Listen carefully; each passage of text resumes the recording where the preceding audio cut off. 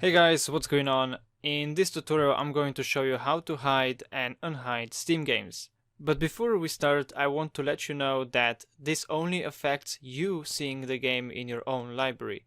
It does not affect your friends or anyone else seeing whether you have the game or not.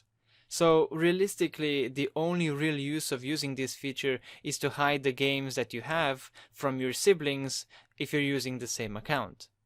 Now, without further ado, in order to hide the Steam game, you first have to go to the library. So let's right click here and right click on the game that you want to hide, then select manage, then select hide this game. And as you can see, the game just disappeared from the list. Now to unhide it back, you have to go to the view up here at the top, then select hidden games, which will pop up the hidden game window. And in this window, you can then again select the game, right click on it, manage, and then click on remove from hidden. And if we go back to the library, we can see that the game that I've just hidden has appeared back. Now this is it. I hope you guys enjoyed, and I'll see you in the next video.